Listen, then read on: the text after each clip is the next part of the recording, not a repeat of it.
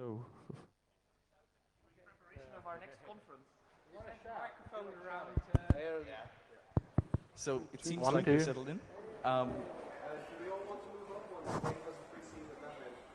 Organizing a don't mind. conference, there will be a lot of talks about small conferences, I guess, and Small and larger. okay, and the participants will be introduced by our speaker. Okay.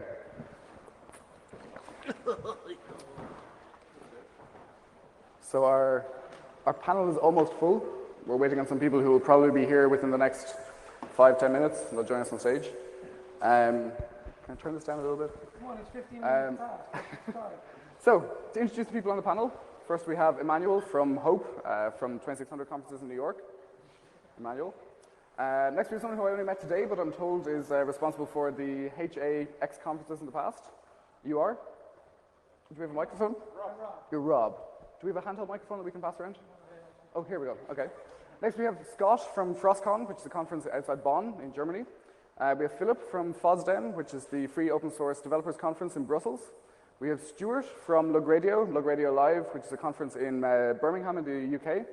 We have David from TourCon and TourCamp in the US. Esther from PlumberCon, and Christian, who was involved in the State of the Map conference for OpenStreetMap last year in Limerick? Last year. Okay.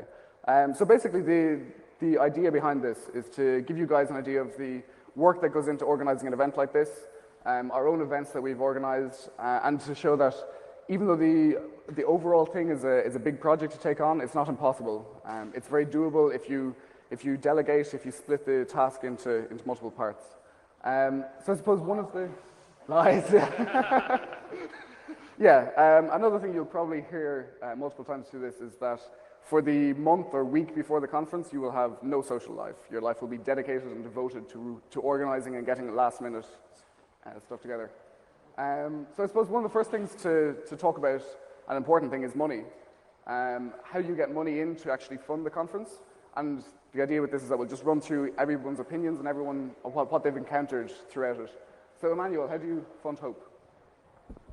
Well, that's a loaded question. Well, basically, we probably don't do anything in the standard way. We have a conference that's pretty much staffed by volunteers, and much like this one here. Speakers, for the most part, make their own way, pay their own way, and we try and keep the costs down as much as possible. So we're able to fund the biggest expenses, which is renting a hotel in the middle of New York City, and setting up the infrastructure, renting equipment, buying some things that we need to do. We get that pretty much covered by advanced ticket sales that we stick up on our online store, and basically we don't really know until maybe a couple of months after the conference has ended if we broke even, lost money, made money. In fact, only a couple of months ago, someone sent me a bill saying, "Oh, I forgot to send you this bill for all this equipment." It's like, thanks a lot. That's another several $1,000s that I didn't realize we had spent.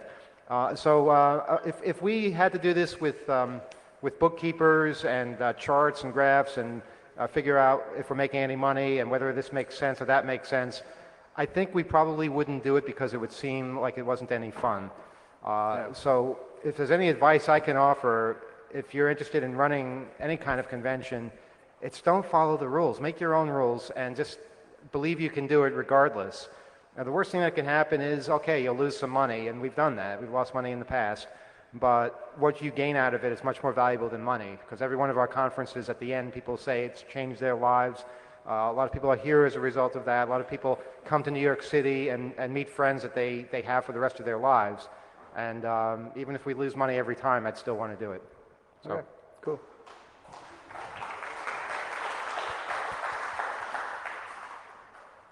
Yeah, how does HAR make money?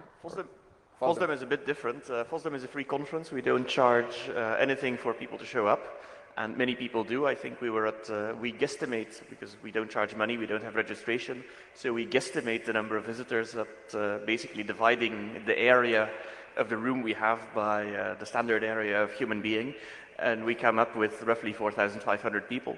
So we actually have a budget, and we have sponsors. We love our sponsors. And then we give away free t-shirts for tax reasons in return for a voluntary mandatory donation. And that funds the conference. So every year, Folsdom is always in February. In the summer, we start thinking about, okay, how much money do we need? How much money do we have left over from the last year? And then we start harassing sponsors. Interestingly enough, sponsors often start harassing us before we start calling them. So we end up having to count money and doing the what do we have left over thing. And usually we can do some cool extras because Folsdom is cool and people seem to like it. Cool. Is there anybody here that feels like becoming motivated into organizing subculture things or events like this for their own community or smaller, bigger? Anybody here that thinks, well, maybe I want to get involved in this? Is there anybody? Oh, there's a couple people there. That's cool. That's good. You do it next time. Yeah. Go ahead. How is FrostCon sponsored or funded? FrostCon is a little bit like FOSBEN, open source event. We have an entrance fee of €5 for 2 days.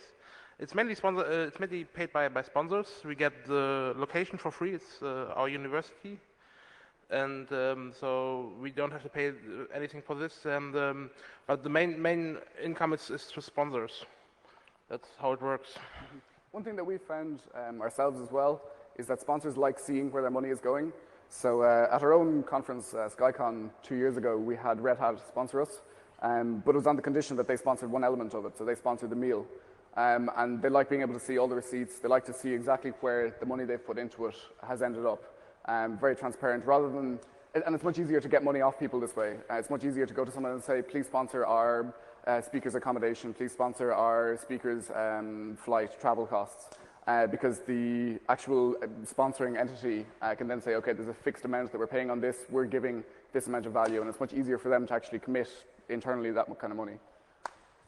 And you can get away with a lot of crazy stuff. Yeah. Just to illustrate, not that I would advise anybody to do it this way today, but our first event that we did completely ourselves in '93, the financial planning consisted of a large box and later a safe. Like you would get for your house, a small metal safe, which we tilted on its back because it wouldn't close anymore because we were stacking the money in there. Like basically crumbled up banknotes were stuffed in this safe, and then somebody came because they wanted money for the big tent or for something, and we got it out of this safe that we opened up because it was on his back.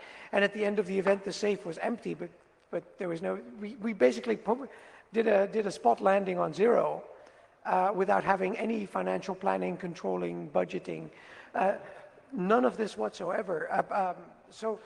If you're lucky, you can get away with crazy things, and if you're unlucky, you should just make sure that it's not people, but some kind of entity that you've set up that you can then bankrupt. Provided you don't want to do it again in the future. Events are financially risky to a point where, unless you're really professional and do events every couple of weeks, they're not a money-making proposition, and they're a huge financial liability. You can break even, you can make a little money, but you can lose truckloads of money. Sure, Emmanuel? By the way, Rob is, I don't know if you guys know this, but he's been involved since the beginning in every single Dutch conference. He's inspired the hacker conferences in New York. And this is his first conference in Holland as an attendee where he's relaxing and enjoying it. So we owe him a lot because I don't think any of us would be here without his efforts. So thanks to Rob.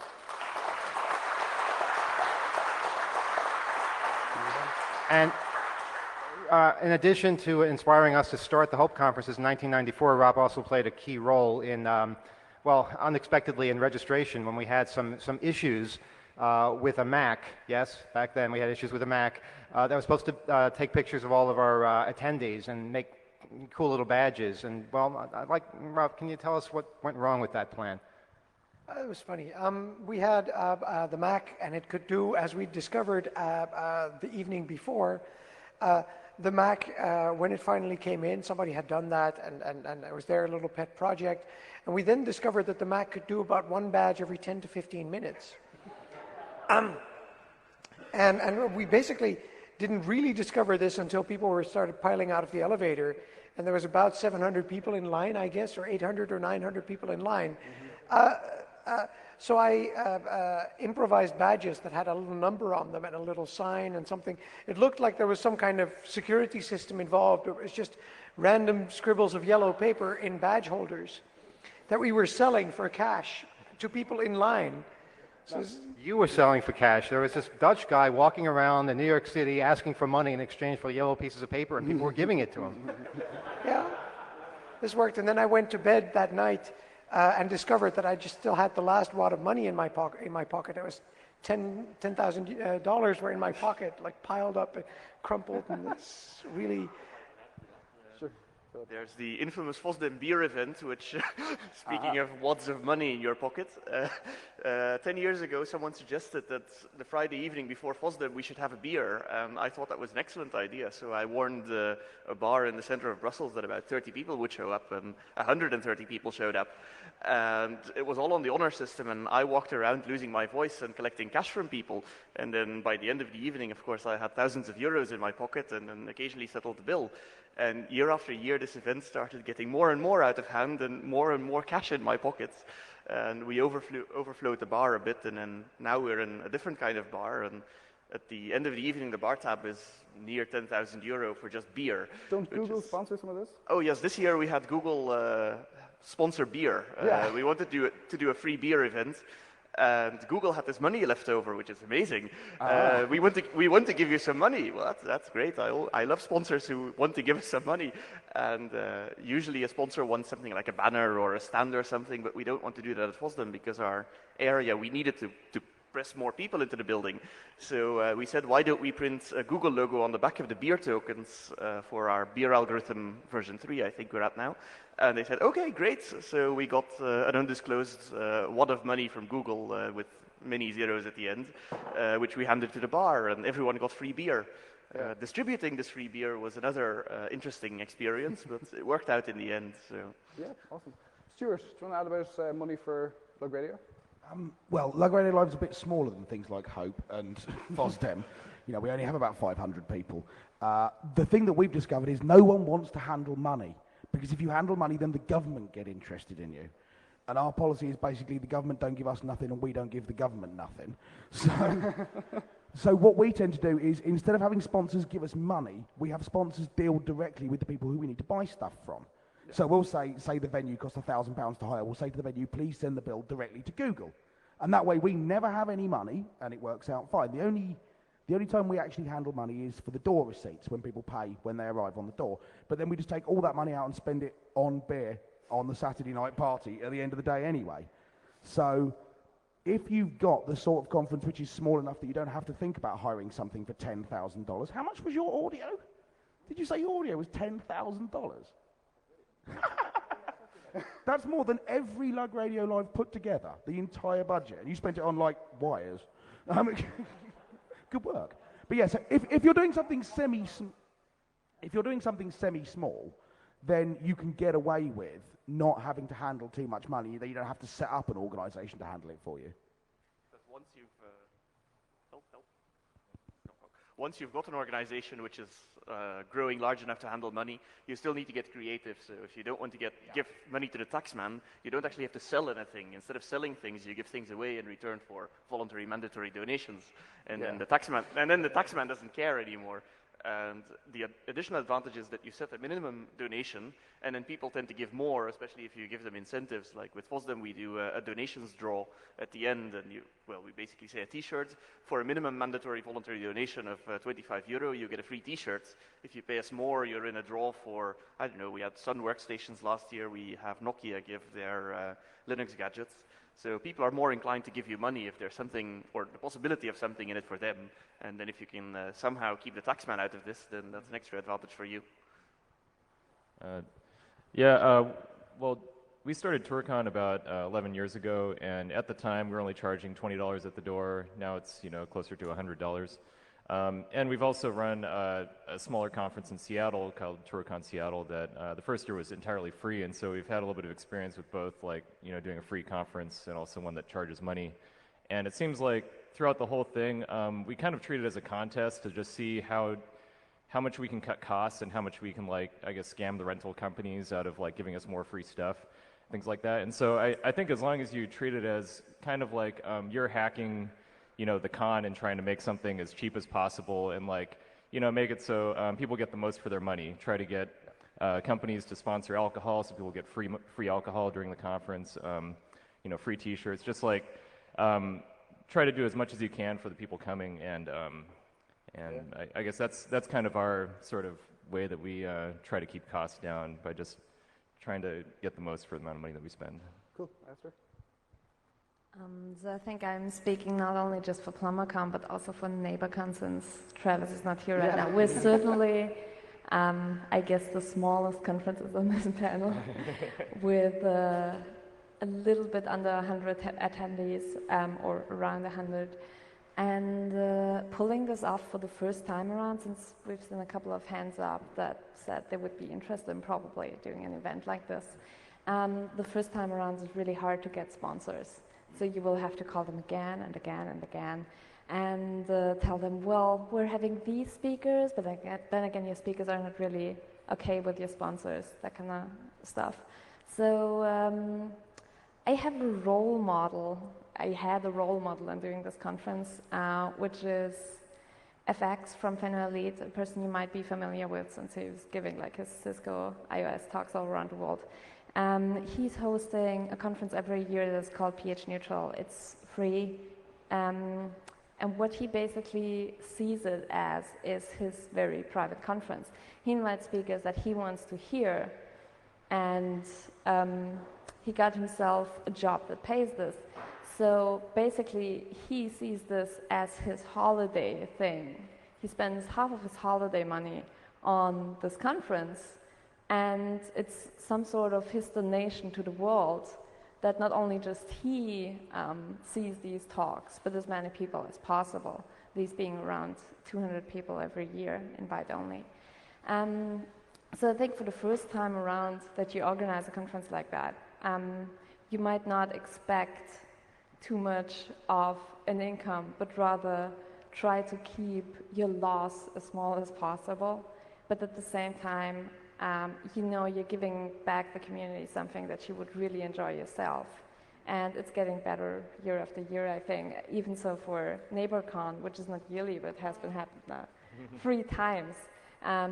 You could, for instance, do a draw of you having other conferences around this area. You're doing it at approximately the same time, so you don't have to fly your speakers in. Flying speakers in is a very costly thing. On the other hand, you can have speakers hosted at friends' houses, probably houses that are empty at that time.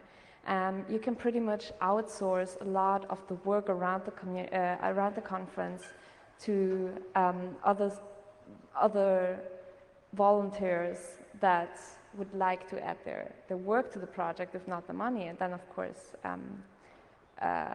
ask for donations of any kind. It's also always a good point, I think, to have a bar at your conference location, not only just for the attendees and the speakers, of course, but also because if you're doing this whole thing and it's very small at a place that has a bar, you're not paying that much for the location, because you're not only just renting this location, but the owner of the location has the impact of, well, people spending money on beer, basically. Christian is involved in, like I said before, State of the Map, which is slightly different from the rest of the conferences here, in that most of the other people on the panel are permanently involved in the conference from year to year. State of the Map is slightly different. Do you want to explain? Yeah, State of the Map moves around from year to year, and as a result, it tends to have a large local contingent to the organising committee. It also benefits from having a very, I suppose, niche market in terms of sponsors, in that it's essentially the same sponsors every year. You've got the likes of CloudMate and so on. And this makes it easier in some respects, but in terms of actually doing the organising, it makes it much, much harder, in that you've got some people local to the location, some people who might be elsewhere, possibly on different continents. So, thank you. And yeah, Okay, cool. So myself on SkyCon, thankfully we're a computer society for a university, and so we get cash thrown at us. For our first conference, the university gave us in the region of about 18,000 to 20,000 euros, and they said, just go wild, just host something. So we said, yeah, perfect. Let's fly 30 people from around the world to our university, and let's host something with that. So if you're involved at all in a university, probe as much as possible for cash, because there are pockets of cash in universities that just get wasted year on year. They get filtered out. In our specific example, it was a sports and arts fund. So this was a fund for the arts. Then technically, because we're a society, we support the arts with conferences. So if you can, poke around and try and find pools of cash in a university or other large organization. Okay, so moving on. How do you get speakers? I know some of you guys have had some very interesting speakers at your conferences. We had Randall Munro from XKCD as our keynote this year. You had Adam Savage. We got Adam Savage purely by luck. There was a listener, a reader in Australia who happened to run into him, I believe, where he lived, and he suggested that he go to Hope. And Adam was open to the idea. And this was amazing because Adam was probably one of our most widely anticipated speakers. Usually we pay keynotes, we pay their travel expenses and all that kind of thing, but Adam didn't want anything. He lived well, he was in Brooklyn, he was local to start with, and he had been in town for that weekend, so it was just a wonderful surprise that we just had this guy who was a tremendous draw. But lots of times we approach people. Getting Jello Biafra in 2000 for H2K was an example of how we sometimes try to reach outside the confines of the hacker community and try to bring people in that have a peripheral interest in what we do, and they're as interested in us as we wind up being interested in them. And it's great to see people from Negative Land and the Yes Men and people like Jello coming to our conferences and kind of trading their countercultural way of doing things with our amazing ingenuity and creativity with technology. But we have various tricks. We like to get people who get what 2600 is, who get what hackers are all about.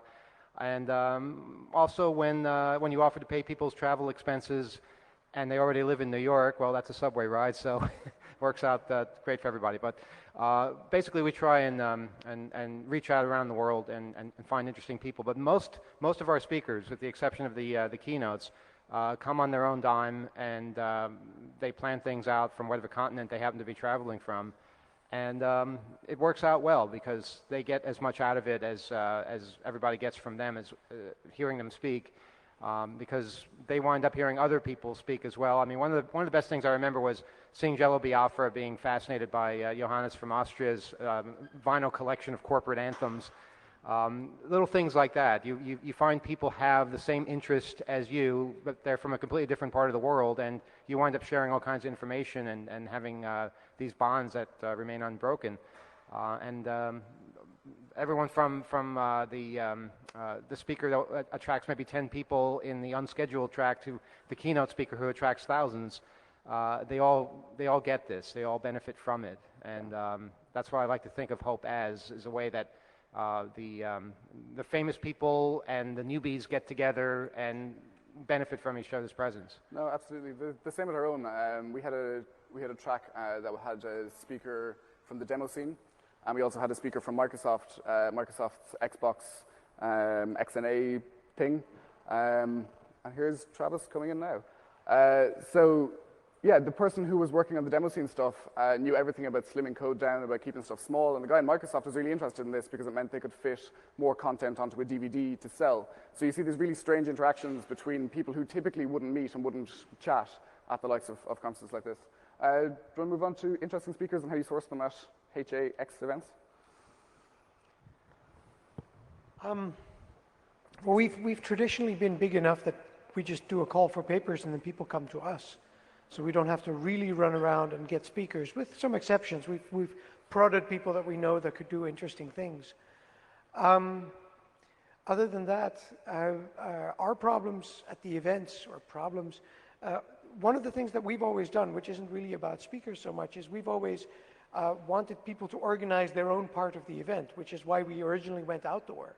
It's because we wanted to get rid of the confines of a building where we would be responsible for what happened to the building, and instead everybody would be able to do their own thing. And this has developed over the years. Part of what the hacker community has become, these villages, the sort of atmosphere where you bring stuff to show to other people, that's much more possible in a setting like this, or in a very big building like Hope, than it would be in your typical conference atmosphere. And I think it's very important to stress that hackers like to organize stuff, and hackers, we've tried to get rid of the distinction between us and them, us the organizers versus them the visitors, as much as we could. This wasn't so much a conscious decision as a consequence of the fact that we were really lousy organizers. So people basically had to run up and help us out, because we hadn't thought of getting rid of all the garbage. We hadn't realized that, I mean, the first event we did was for 300 people, 250 to 300 people, and then 700 or 800 people showed up, which is a trend in these hacker events, is that they get bigger than you think. And so we had no clue what was going to happen, and we never realized that 700 people generate 700 times an individual amount of trash. Stuff like this causes other people to run up and say, I can do this, I can organize that. And that's something that we ended up fostering, and I realized later that that's what saved this community from going down the track of us, the organizers, you, the visitors that just come and you just have to do what we say, and otherwise our security goons will push you around, and it became this sort of gigantic us thing. The trouble with that is determining who gets a free t-shirt and who gets free entry, because at some point everybody's working their ass off. You have an army of 500 people that came a week early, and you have an army of people that all feel they deserve the t-shirt, and you only have 100 t-shirts, that all feel they don't need to pay entrance. So at some point, this was 2001, we said, this is not working anymore. Everybody pays entrance, and we made it a rule that even the central organization, I paid entrance, everybody paid entrance. And everybody paid for their t-shirt, and everybody, so we got rid of sort of the organizational perks, because they were in the way, they were creating the us and them. We were basically creating a whole us and them structure for 2 stupid boxes worth of t-shirts, which to us just wasn't worth it. Yeah. So really I think that's a strong aspect of these events. Don't underestimate how much... A recurring trend is t-shirts. Don't underestimate how much people are willing to help. The first year that we organized our conference, there was no crew involved, and we did it all ourselves as a committee, and we realized there's way too much work for 6 or 7 people to do themselves. So if someone wants to help out, let them. Don't micromanage it to yourself. This is how I got involved in FrostCon. I was a helper at FrostCon. He was. We got an email from a guy from the Ireland who wanted to help out at our conference. So we had some room left in the hotel we rented, so we gave it to him because he was a helper with the longest trip. So we didn't know then that he just came from the Netherlands at this time. But FrostCon wouldn't be possible without a load of volunteers. And one of the greatest ideas we had was putting them into t-shirts. So every visitor could, if he had a question, just look around, find a guy in a green t-shirt, and he could help you. And so that's, well, I don't know what to say else. Yeah. Yeah, it's also helpful from a crowd point of view, that if someone in the crowd can easily identify someone who's actually authentically part of the organization that's involved, and they can easily ask a question, it's helpful for the crowd. For FOSDEM, we also do the put staff in t-shirts, and we try to get the most obnoxious colors possible for staff t-shirts, and the cheapest t-shirts which disintegrate on sweat. And this year, well, we started standardizing on yellow or bright orange. And the problem, we had a little discussion here just before we started this official panel discussion about the damn t-shirts. And I was wondering if anyone else had an algorithm for actually deciding how many t-shirts to print. because I tried graphing the ones for FOSDEM, and it's okay. You get a thousand T-shirts, and then okay, 1,000 T-shirts, but not all geeks are the same size. So how do you figure out the Gauss curve of the size? Yeah, and one thing we've also done is that we haven't put the date of the conference on the T-shirt, and I think FrostCon did this as well, so that if you spill over to the next one, they're not printed with 2009, they're printed with just general name of conference, so you can sell them the next time, or you can give them away the next time. That's really cheap. Yeah. That's cheap, Yeah. man. Don't do that. That's rough. So you turn up and you go, brilliant, I get a T-shirt, and it's last year's T-shirt.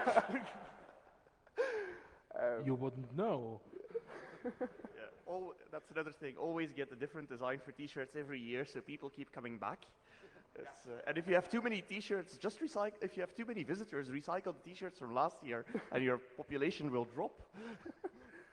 Before we move on, we were mentioning speakers as well before this. Did you have the likes of Mark Shuttleworth at FOSDEM? No. Was it? Oh, you had Mark Shuttleworth. Do you want to talk on that? How did you get Shuttleworth? We sent him an email. One of the things that's interesting is think of the speakers that you like, and then they're just ordinary people. You know, I mean, most of them. There's kind of an inclination to think, but these people are like internet celebrities. I can't send them an email, you know. But you just drop them off a mail and say, we'd like you to come and speak. It won't always work. Every year for Lug Radio Live, I've emailed Chuck D from Public Enemy to say, come and talk. And every year I get a thing from his PA saying, Mr. Chuck will not be coming to the United Kingdom. But it's always worth just send people a mail. You know, the worst they can say is no, bugger off. So give it a try. Yeah. Sorry?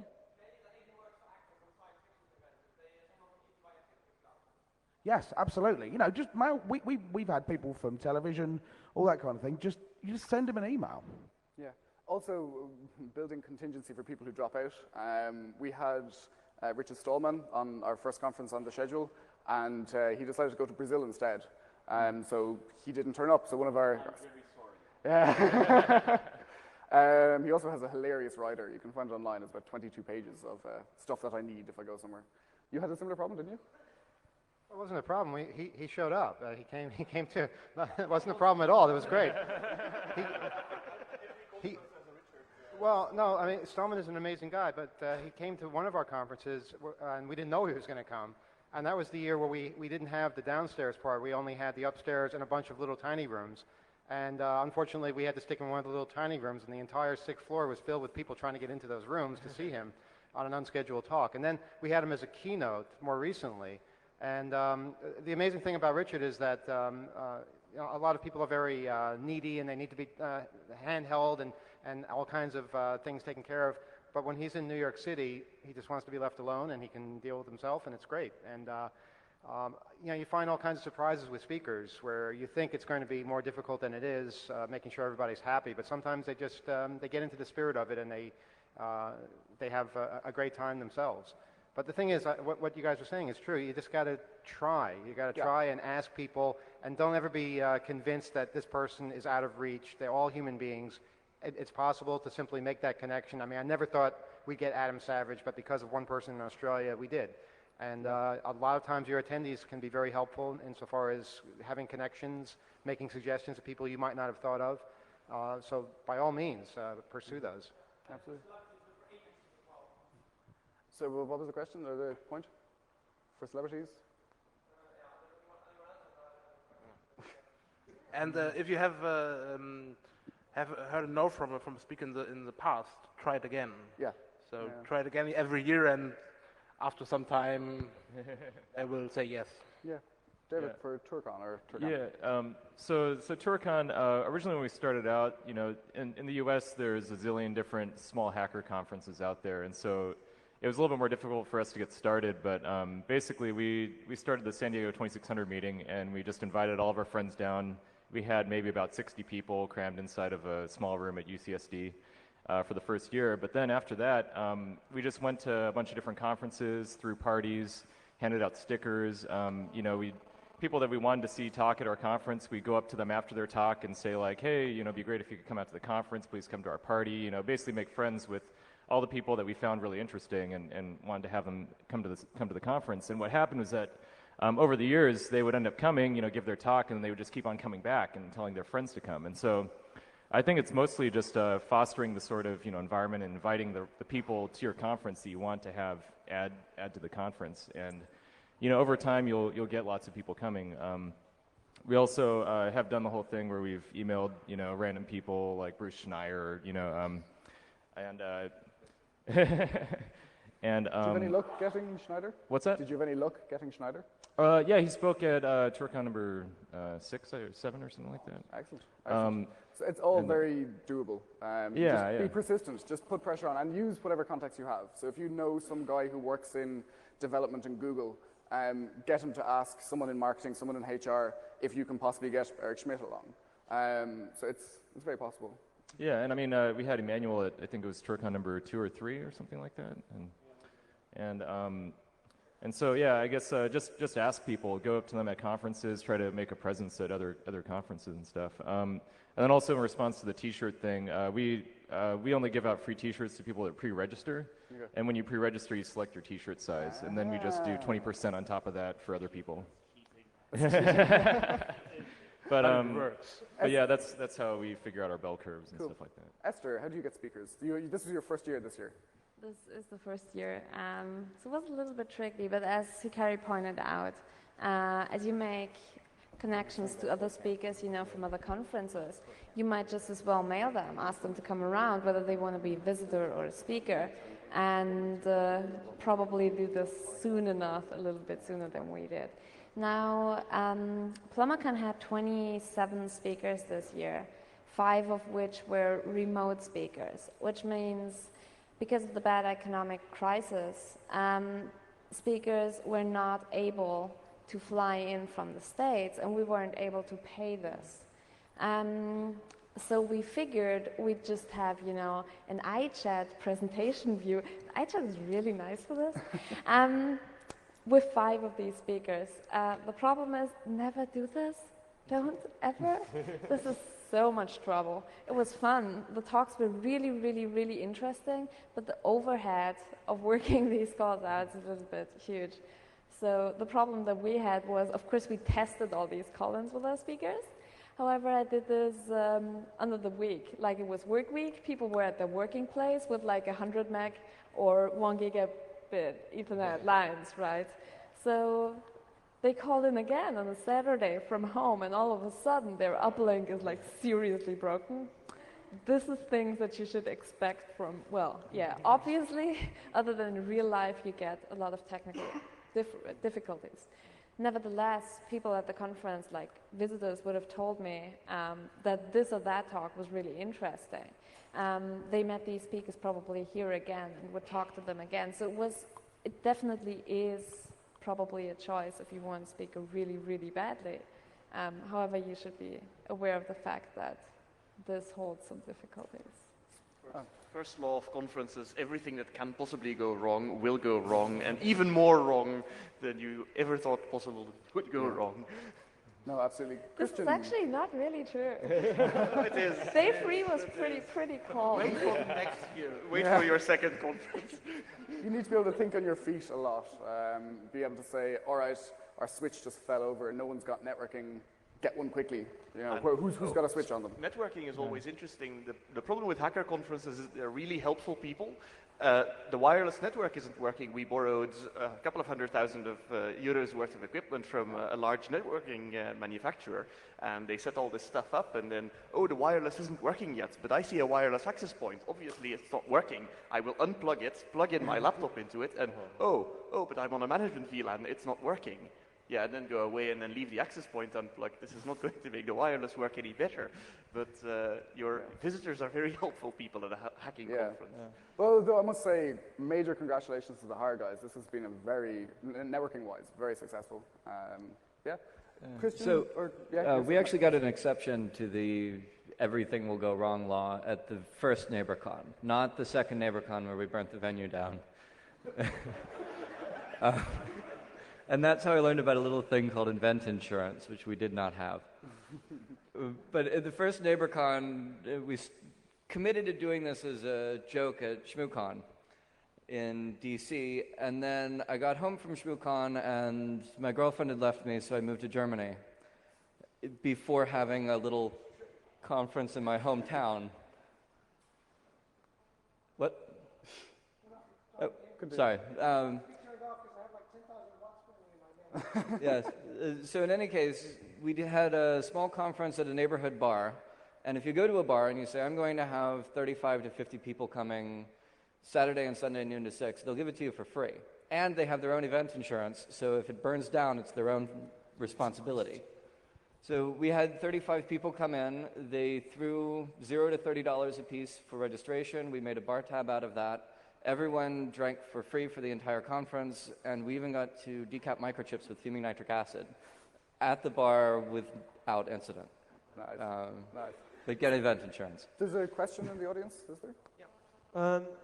Maybe want to introduce myself, but we're starting a grassroots initiative to get the World Science Fiction Convention back to the Netherlands in 2015. And we're pretty much trying out where to start. We've got someone to help us who organizes the Worldcon in 2014 in the UK. But where do we start? How do we find venues? How do we get people together? Find a university. Yeah, university ourselves. There's what, 4 of us here hosting universities. I know Frostcon does, and FOSDEM does, and we do. Anyone else hosting a university? And do you host a university as well, TourCon, in your university? We had the 2001 event at the university. Yeah, universities are very open to these things. If you can find a nearby university and IT, they're usually very open. And try and find some contacts. Does that also hold for science fiction conventions? Are there very big differences between hacker cons and sci-fi cons? I would imagine it would. Within our own university, there's an anime society. And so if you can find something like an anime society within a university, then they will have the contacts for you. So try and approach someone maybe within an arts department within the university. Something I personally like non-conventional venues, I suppose. I don't like the idea of, we try not to do Lug Radio Live in a university or somewhere like that because it feels quite formal and it's not a very formal conference. So run a bit wilder with your imagination. I mean, look for things like art cinemas or warehouses or a nightclub. Yeah. You know, think about places that wouldn't know, because they're not used to being hired as a venue, they'll probably be a bit cheaper as well. We've done it in an art cinema, in a student union, there's an arts centre that we're in, that kind of thing. So you can go a bit off the beaten track. Yeah, I mean, like what Tour Camp was held in a missile silo, which was freaking awesome. Also make sure that if your conference is a certain size, make sure that your venue can accommodate that size, and also keep in mind growth of a conference. FOSDEM started as OSDEM. The F is a story which you can ask me about later. Started as a small conference, and these days we're 5,000 people. And where do you put these people? So if you find a venue, make sure it's cozy enough for a small conference, and also offers enough growth potential for your conference in 10 years. Mm-hmm, mm-hmm. No, I found the university locations pretty cold and kind of unsightly, as you pointed out, right? So what I did was I found my favorite bar camp location. I think bar camps are pretty much, well, all over the world right now. And you can very easily estimate the number of people going to a bar camp, of course. But given this number, I think that the number of attendees you'll have at your first round of this conference will be pretty much alike, or just a little higher. So if you find your favorite bar camp location, this might just be the right location for you. And in the PlumberCon case, this was just about the most snuggly bar there is in Vienna, which is very fortunate. Christian, about speakers and location, how do State of the Map get speakers and find a location? Well, that was a bit of a case of everything going wrong.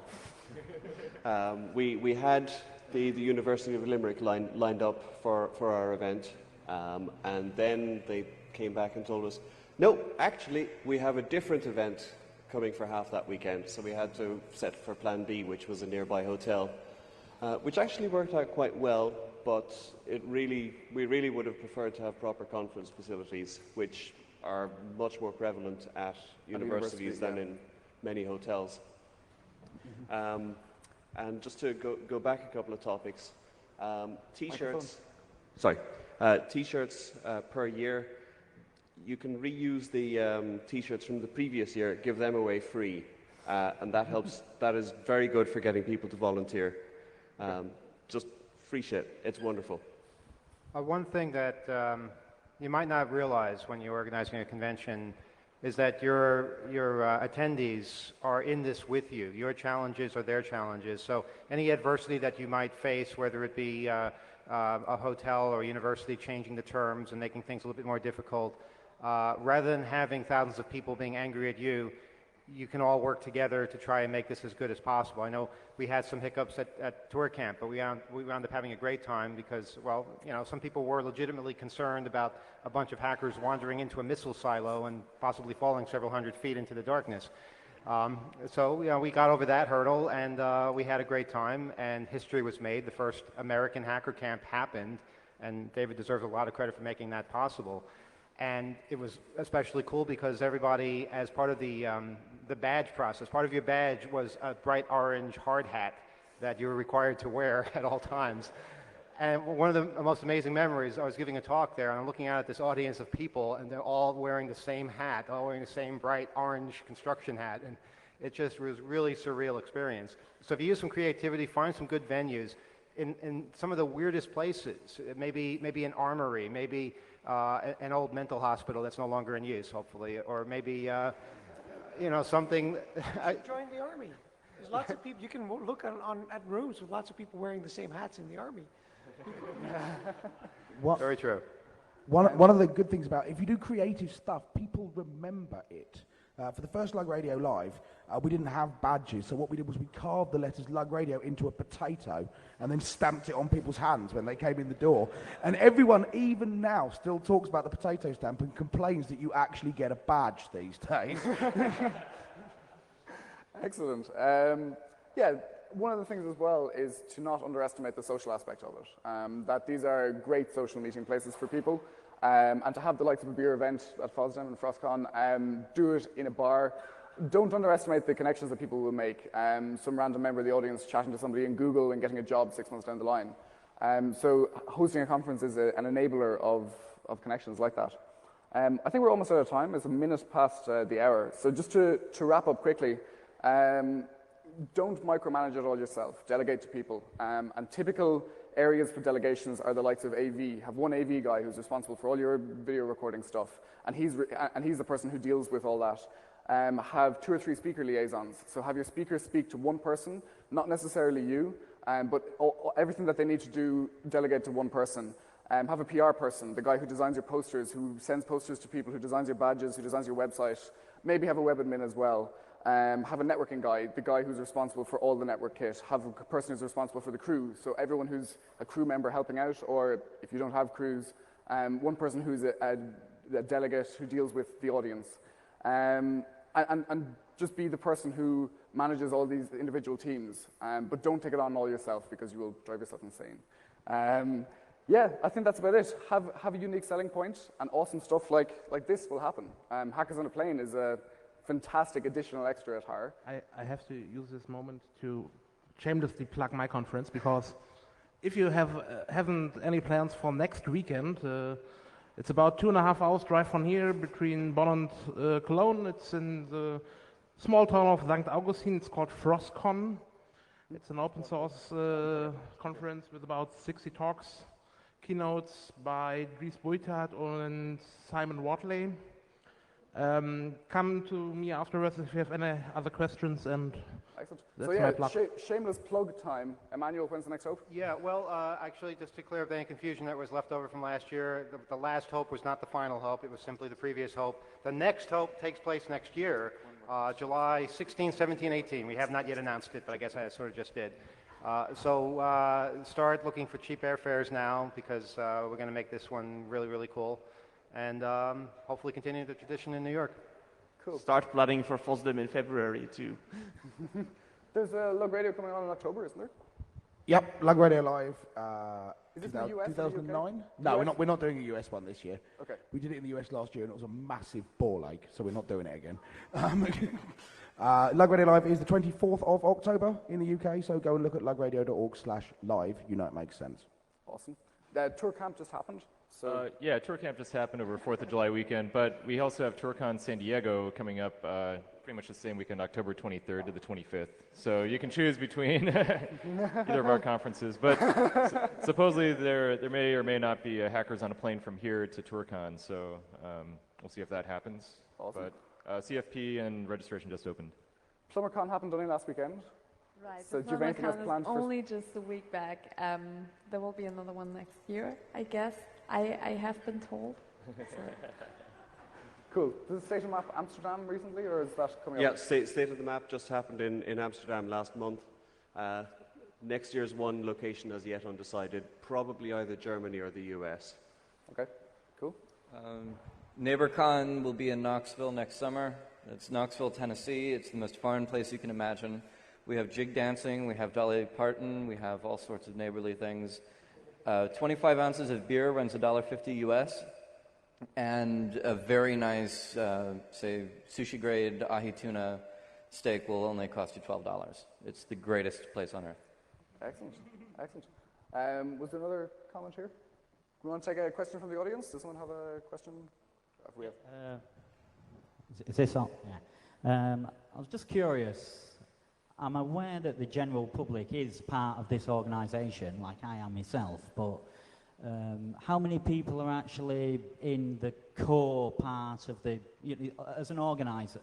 How many organisers are there? Sure, how many core organisers are there Yeah, involved? for an event like this. For ourselves, we had about 200 people show up, and there was a core organising committee of maybe 5 or 6, each of whom had a specific task. So one guy was the corporation liaison, one was the PR person, etc., etc. So 5 or 6 for ourselves. Is it similar for the rest of you? We have maybe between a dozen and 2 dozen, but we have so many different things to coordinate, whether it's liaison with the media or running the network or AV or speaker things. It's a lot, and it's good to be in communication with people to plan out and brainstorm a bit. Sure. For a complex event like this, it's in the hundreds, literally. You're depending on 300 people really getting together months and months in advance, some a year in advance. I guess the core organization group here is about 10 people, then the more, okay, and then the group around that is probably 40, 50, and around there is hundreds that we all depend on. Yeah. I think 8 to 10 people for co-organization is a good amount. FOSDEM is, we have a core team of 4 people, and then a team of actually organizing a thing of about 8 to 10 people, and then volunteers, 10 to 100 volunteers who, the lack of sleep decreases as you go up to a larger number of people. So the core team starts losing sleep in September, the people around them start losing sleep in December, and then the volunteers don't sleep during the weekends. So, yeah. Lug Radio Live has 4 in theory, although one of them never does any work. Is that Mr. Kosher? That was Abe Bradshaw. Oh, Abe Bradshaw. But then we kicked him out. So, and then there's a crew of about 5 or 6, all of whom get a bright orange T-shirt and have to wire it all weekend. And other than that, and that's all we really need. People chip in over the thing, but you can organise something with quite a small number of people. Yeah, this is where crew is really, really, really helpful. If you have a core tight-knit group and one person's your crew person, the rest of the crew do all your slave labour. Go ahead. Yeah, with TourCon we have 3 main people that are kind of like the main organizers behind the whole thing that do most of the planning up until the event, and then during the event we have 30, 40 volunteers that handle everything else. And so we're a much smaller event though, so we can kind of get away with that, and we've been doing it for a long time, so it's kind of second nature to us 3, and it's really hard to really break away from that. But I think it kind of also goes up in terms of size. The bigger your conference, the more people who will be involved in helping out, the more that needs to be done. Yeah, I have to admit that for PlumberCon there was a core team of 1 person. And that is up until the last week before the conference when I really freaked out, and we upgraded to dual core. So at least I outsourced the whole streaming thing. But then again, there was a huge mermaid team, and really much support from the local hackerspace, of course, Finn being one of these persons. So even if you can kind of manage to organize pretty much everything and set up your website and the design and invite the speakers and try to book all their tickets and then rebook their tickets because they can't come and then reschedule everything. So I was fucking around in the database about 3 to 4 times a day. It's not really the best idea. But even then, if you manage, you will need at the conference a team of people that are working as session chairs, that do look after your network because you seriously don't want to do this yourself, that stand at the desk, like info desk or cash desk or whatever. And for PlumberCon, we call these people mermaids, in remembrance of the CCC angels. And these were about, I would say, 10 people all in all. Okay. Your state of the map again is a bit different because there's half a team which is in each individual country and there's half a team which is for all conferences? Yeah, but typically there's about 8 to 10 people on the organising committee in a particular year, and about half of those from the OpenStreetMap Foundation and half from the local country. Our attendee numbers have been up to about 250, and at the events then we probably have about another 20 people running around handling mics, video, cameras, network, sure, all of that stuff. Sure. So at NeighborCon Knoxville, we got away with almost no planning by having a very small crowd that knew each other and came by personal invitation. For NeighborCon Vegas, we decided to have an alternative conference to Black Hat. And we co-located this with another conference called B-Sides that decided to do the same thing. So we wound up with around 350 people coming in at some point or another during the conference, and all hell broke loose organizationally. And we lit the venue on fire. We did a couple of other things like that. So for that, we had a much larger group of about 15 or 20 that were doing the organization, and 2 or 3 saviors that kept it all from going to hell. Yeah, I think that if you want to start working on one now, typically you need a few months, 3, 4, 5, 6 months, depending on the size. Set up a mailing list. Everyone who's involved, stick them on the list, and basically keep everybody informed. Don't have any closed doors. Delegate, keep track of what people are doing, and make sure that they know their job. Don't just give them a job and not tell them exactly what they need to do.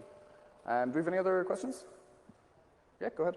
This isn't so much of a question, it's just a thanks to every one of you up there who has gone through, having been a core organizer for Hope since the mid-90s, I know there's a lot of angst.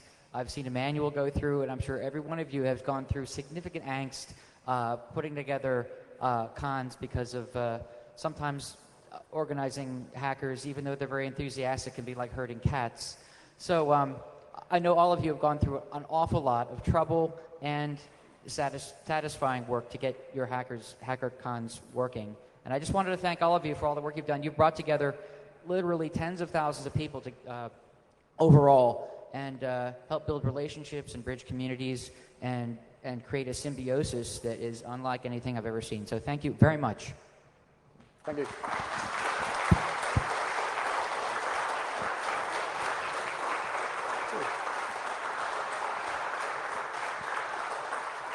I think the main reason for this was to show you that it's not all a big black box. The organizing of an event like this is discretizable. You can split it into small things, but delegation is key. Do not micromanage it or you'll drive yourself nuts. Cool, I think that's it. Any further questions? Thanks for coming, I guess. And the organizing team asked me to announce, please move your chairs to the back and in stacks so that that would really help with breakup. Cool. Cool. Also, thank you to the people of Horror, because this has been a fantastic event in itself. Thanks for coming.